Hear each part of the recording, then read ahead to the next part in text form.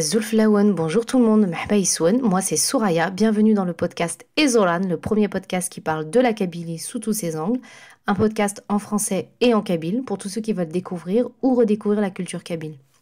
Ezolan, c'est le pluriel du mot Azar qui veut dire racine en kabyle.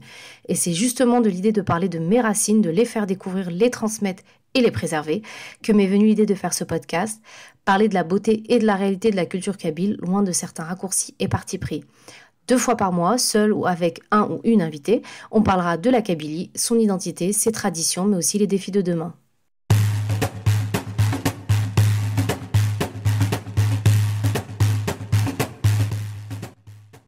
Alors, pour l'épisode 3 de ce podcast Ezolan, je voulais aborder une particularité de l'organisation sociétale kabyle qui perdure depuis des siècles, même si elle prend d'autres formes aujourd'hui, et j'ai nommé Tajmath. Tajmath, qu'est-ce que c'est? Tajmath, ça désigne la place publique au centre du village. Ce terme, il vient du mot jama'a qui veut dire se rassembler. Mais au-delà de l'espace physique de rencontre des villageois, qu'on peut assimiler à une sorte d'agora, Tajmath, c'est le lieu où se réunissent les villageois pour traiter et administrer les affaires du village. En fait, c'est un vrai pouvoir politique autonome, propre à chaque village, qui est chargé de traiter de sujets divers, mais qui touchent à la vie en communauté. Par exemple, la construction d'une route, les relations avec les autres villages ou encore des conflits entre des familles ou des personnes. Alors, qui participe à Tajmath et comment se passe la prise de décision? Alors, tous les hommes majeurs, pubères, dirons-nous, du village ont droit de participer à Tajmath. Ceux qui participent acceptent implicitement de se soumettre aux devoirs de Tajmath et aux décisions qui seront prises par cette assemblée. Tajmath, en fait, elle est souvent décrite comme un modèle de démocratie participative. Chacun a le droit à la parole. Généralement, le plus ancien de chaque famille s'exprime au nom des siens. Les sujets sont débattus et les décisions sont souvent le fruit d'un consensus entre chaque sensibilité. Dans le village de mes parents, Tajmath se tenait à la mosquée. Chaque intervention sur un sujet donné se terminait toujours par la même phrase Masgir dil agl haq, alhamdulillah, matlmar astaghfirullah. Ce qui veut dire si je suis dans le vrai, dans la vérité, la louange est à Dieu, mais si je suis dans le faux, si je me trompe, que Dieu me pardonne. Et en fait, c'est vraiment la cohésion et l'intérêt supérieur de Tajmath et donc du village qui prime. Il y a tout de même au sein de Tajmath une instance décisionnaire chargée de trancher en dernier recours. Cette instance, elle est composée de Aqaro Intaddert, littéralement qui veut dire la tête du village. C'est généralement une personne d'un certain âge considérée pour sa sagesse. Je sais que dans d'autres Tajmath, Aqaro Intaddert, c'est plusieurs personnes à la fois. Et il y a aussi Ohil, qui est l'adjoint de Aqaroy, et il fait office de trésorier. Et enfin, Thamen, qui est la représentante de chaque famille. Il faut comprendre que Tajmath, c'est vraiment le pouvoir auquel se réfèrent les Kabyles. Tajmath applique le Qanun al-Qabayl, c'est-à-dire le droit coutumier kabyle, qui est un mélange de règles ancestrales, de conduite et de religion. Par conséquent, si une personne refusait de se soumettre à la décision de Tajmath, elle s'exposait à en être exclue. Les membres de Tajmath essayaient de convaincre, de conseiller l'homme et la famille, de revenir à la raison, et de se plier à la décision de Tajmath. Si l'homme persistait à refuser de s'y soumettre, alors il était exclu de Tajmath, ce qui était vraiment le déshonneur ultime. Concrètement, il était ignoré au sein du village, personne ne lui adressait la parole, et lorsque cette personne, elle mourait, Tajmath envoyait quelques hommes lui creuser sa tombe, mais aucun membre du village ne se rendait auprès de la famille pour présenter ses condoléances ou alors participer à l'enterrement. Donc Tajmath, c'est vraiment la colonne vertébrale de l'organisation politique et sociale des villages kabyles. Quand on parle de Tajmath, il est indispensable pour moi de parler de Tajmath à l'époque coloniale et des tentatives françaises pour y mettre fin. Alors, petit rappel historique, si l'Empire français entame la conquête d'Alger puis de l'Algérie en 1830, la Kabylie ne sera totalement conquise qu'en 1857, après une résistance acharnée des tribus kabyles. Durant ces années de résistance, la hiérarchie coloniale a eu le loisir d'étudier les us et coutumes des tribus kabyles, leur mode d'organisation qui différait du reste des populations d'Algérie. Et c'est ainsi que le pouvoir colonial en fait, a compris l'importance de Tajmath et la nécessité de briser son influence. En fait, les Français ont été étonnés de voir que grâce à la gestion politique, économique et sociétale mise en place par Tajmath, il régnait une paix et une harmonie sans précédent. Mon papa m'a souvent raconté que dans les villages kabyles, en fait, les Kabyles ne faisaient jamais appel au pouvoir judiciaire. Tout se réglait au sein de Tajmath de manière pacifique et civilisée, si je puis dire. Et il m'a souvent raconté également qu'il n'y avait pas de clôture, pas de séparation entre les biens des familles, car chacun respectait l'espace de l'autre. Il n'y avait pas de force de l'ordre non plus. Et en fait, il n'y avait même pas de pouvoir vraiment coercitif. Et le respect des principes et des droits de Taj Mahal suffisait à garantir la discipline des citoyens et une vie en sécurité et en paix. Cette organisation donc politique et sociétale, c'était vraiment une grande force du peuple kabyle. Ça, le pouvoir colonial a parfaitement compris et a essayé par tous les moyens de briser Taj Mahal et donc la cohésion villageoise. C'est ainsi qu'en 1858, un décret interdit au village kabyle de convoquer Taj Mahal et en 1872, un décret crée des tribunaux à Tizi Ouzou, Bijaya, Ain al-Hammam, Aqabo, Sétif, toutes ces zones un peu où il y avait beaucoup de tribus en fait. C'est des zones quand même qui sont assez rurales.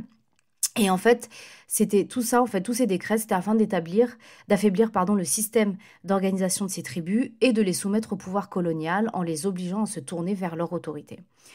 Pour le pouvoir colonial, en fait, le principe et l'autorité de Taj Mahal allaient à l'encontre de la souveraineté du pouvoir français, et ça, pour eux, ce n'était pas possible. Donc, malgré les tentatives de destruction du mode d'organisation des villages kabyles, les Taj Mahal, elles ont continué à perdurer et elles ont par ailleurs joué un rôle très important dans l'organisation de la résistance lors de la guerre de libération. Fin du point historique. Alors, Taj Mahal, même si elle a été encensée comme un modèle de démocratie participative où la parole de chaque citoyen était validée, ce modèle est tout de même l'objet d'une critique récurrente, à savoir l'exclusion des femmes. Pierre Bourdieu, en analysant la société kabyle, a d'ailleurs parlé de domination masculine.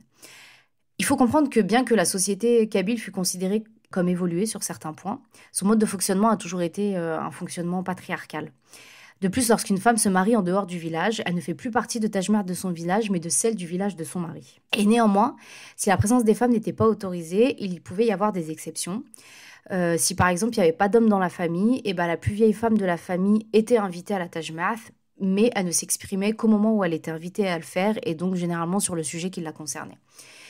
Par ailleurs, les femmes, elles sont quand même tout de même partie intégrante des prises de décision de chaque famille. Elles participent aux tractations en coulisses, on va dire, c'est-à-dire au sein du foyer. Elles donnent leur avis, leurs suggestions et peuvent même, via les hommes de leur famille, mettre un peu indirectement à l'ordre du jour certains sujets. Et c'est ce que l'anthropologue spécialiste du monde amazigh Tassaadit Yassine qualifie de ruse sociale. En fait, les femmes, elles respectaient les interdictions, elles respectaient Qanun al-Qabayl, mais elles usaient de leur place au sein du foyer pour faire pour faire entendre leur voix. Petite anecdote, lorsque les femmes se retrouvaient à Thala, c'est-à-dire la fontaine, c'était une genre de Taj Mahal parallèle. Elles débattaient et prenaient le pouls un peu de chaque famille. Et en fait, Tassaadit Yassine, elle affirme que bien qu'invisibilisées dans l'espace de Taj Mahal, les femmes participaient tout de même aux décisions prises par des voix un peu parallèles. Et donc, si la présence des femmes a été exclue dans la plupart de Taj Mahal, elle pouvait être tolérée en certaines circonstances, dans certaines en tout cas. Et c'est aussi une particularité en fait de Taj Mahal. C'est l'autonomie en fait assez importante dont jouit chaque village. S'il y a des règles communes qui découlent du Qanun al-Qabayl, c'est-à-dire vraiment le droit coutumier kabyle, il y a aussi le Qanun de Taddart, c'est-à-dire le droit de chaque village. Et en fait, on voit à travers cet exemple que Taj Mahal, bien que gardienne de l'application du droit coutumier et de la cohésion villageoise, elle s'adapte et évolue sous sa forme. Il a rapporté par exemple que lorsqu'il y avait des conflits entre différents villages, Taj Mahal pouvait missionner une délégation de femmes, toujours des femmes âgées, comme émissaires de paix. Et par ailleurs, lors de la guerre de libération, de nombreux villages ont été dépeuplés des hommes ayant rejoint le mouvement de libération, le maquis ou emprisonnés. Et les femmes, alors, elles ont repris en main la gestion des affaires publiques et elles étaient en étant partie intégrante des Taj Mahal clandestines. Donc le Taj Mahal, elle a survécu aux tentatives de déstabilisation du pouvoir colonial et aussi à l'exil migratoire des hommes après l'indépendance. Et en fait, par ailleurs, les Taj Mahal se sont reconstitués par village au sein des communautés kabyles en France. Et en fait, si au début, elles ont été reconstituées dans le but de créer et gérer et prendre en charge les rapatriements des personnes décédées, petit à petit, ces missions se sont élargies et les cotisations des membres servent aussi à financer des projets d'aménagement du village ou à prendre en charge des familles dans le besoin. Et un véritable lien, en fait, entre les Taj Mahal en France et celles en Kabylie, enfin les Taj Mahal du même village. Et on a vu notamment lors du Covid ou des incendies meurtriers qui ont touché les villages kabyles où les Taj Mahal de France se sont mobilisés pour acheter des respirateurs, mais aussi pour prendre en charge les familles touchées ou participer à la reconstruction des villages. Donc, dans les villages kabyles, si on ne sollicite plus à l'heure actuelle Taj Mahal pour régler les conflits entre personnes, elle est toujours présente pour décider de la vie en collectivité, des travaux, des aménagements, l'organisation de manifestations. Et c'est ainsi que Taj Mahal, elle s'est transformée maintenant et ce qu'on appelle un peu plus en comité de village et que ses missions se sont aussi modifiées. On note par ailleurs que la majorité des comités de village, les femmes sont partie intégrante et il y a tout un pan de la vie du village qui est à leur charge, notamment l'organisation de certaines manifestations culturelles. Alors même si Taj Mahal aujourd'hui, elle est plus celle de nos ancêtres, elle a su garder quand même l'essence même de sa mission, c'est-à-dire agir et décider ensemble pour le bien commun. Voilà, c'est tout pour l'épisode de Taj Mahal. J'espère qu'il vous aura plu. J'ai longtemps eu l'image de Taj Mahal comme la réunion un dimanche tous les 3 mois à laquelle participaient mon père et mes frères et qui était chargée de récolter les cotisations pour prendre en charge les décès. Alors que quand on se penche un peu sur ce concept, je trouve que Taj Mahal symbolise l'essence même de la Kabylie dans sa volonté d'inclure tous et pour le bien commun et de préserver coûte que coûte son identité. N'hésitez pas à me laisser un commentaire, vos impressions sur cet épisode, sur les réseaux sociaux ou les plateformes d'écoute. Je vous donne rendez-vous dans 2 semaines pour un nouvel épisode un peu plus historique. Merci, Tan Mertenouen.